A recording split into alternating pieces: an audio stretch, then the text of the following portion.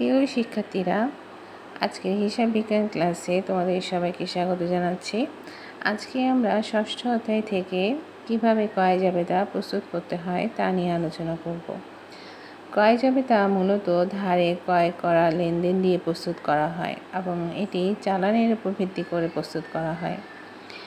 ক্রয় জাবেদায় মোট 6টি ঘর থাকে। প্রথমে তারিখ, ক্রেডিট হিসাব খাত, শর্ত, চালান নং, সূত্র এবং ধারে ক্রয় জাবেদা লেখার জন্য একটি ঘর থাকবে। এটা হচ্ছে ক্রয় হিসাব ডেবিট এবং পাওনাদার হিসাব ক্রেডিট। প্রথমে দেখো, আমরা একটা উদ্দীপক লিখেছি 2024 ফেব্রুয়ারি 5 তারিখ। রবিন অ্যান্ড কোম্পানি হতে প্রতি কেজি 50 টাকা দরে 4 কুইন্টাল চাল ক্রয়। দেখো, এখানে প্রথমে প্রতি কেজি 50 টাকার কথা বলা আছে এবং এরপরে চাল কুইন্টালের কথা বলা আছে। আমরা জানি কেজি এবং কুইন্টাল একসাথে গুণ হবে না, তাই কুইন্টালকে আমাদেরকে কেজিতে রূপান্তর করতে হবে। তাই আমরা জানি যে 1 কুইন্টাল সমান 100 কেজি। এই কারণে আমরা যখন গণনা করব তখন কুইন্টালকে আমরা 100 দিয়ে গুণ করব, কারণ এটাকে আমরা কেজিতে রূপান্তর করতে হবে। তাহলে দেখো, আমরা নিচে আগে গণনা করি। রবিন অ্যান্ড কোম্পানি থেকে যে ক্রয় করা হলো সেখানে প্রথমে আসবে 50 গুণ 4 কুইন্টালের 4 এবং কুইন্টালকে যেহেতু আমরা কেজিতে রূপান্তর করব সেই জন্য 100। এরপরে আমরা আবারও এই লাইনটা লিখব 50 গুণ 4 গুণ 100 এবং এটার উপরে প্রথমে আমরা কি করব, কারবারি বারটা 8% ধরব। তাহলে 50 গুণ 4 গুণ 100 গুণ করলে হবে 20,000 এবং এর উপরে 8% করলে হবে 1600।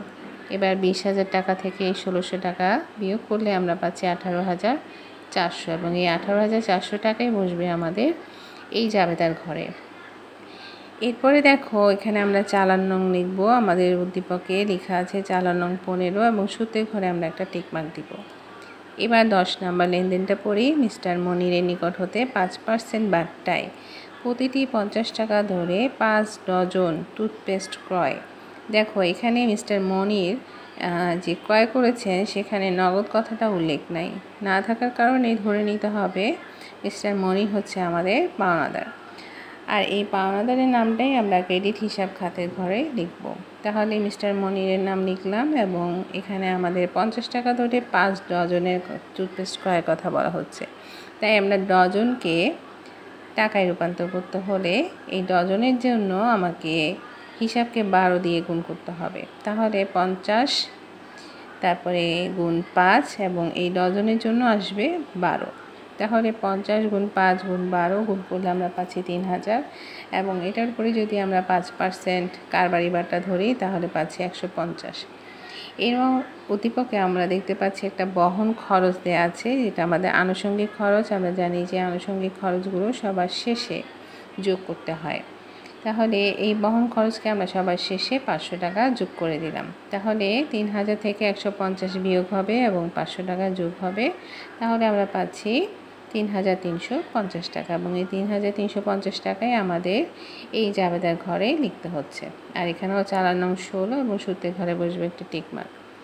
এবার আমরা 18,400-র সাথে 3,350 যোগ করব।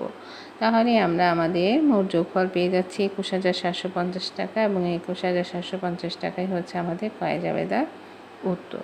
তাহলে শিক্ষার্থীরা, তোমরা এইভাবে ক্রয় জাবেদা প্রস্তুত করতে পারবে এবং এটা মনে রাখবে যে ক্রয় জাবেদায় ধারে ক্রয় করা লেনদেনগুলোই অন্তর্ভুক্ত হবে। নগদে ক্রয় করলে সেগুলো ক্রয় জাবেদায় অন্তর্ভুক্ত হবে না।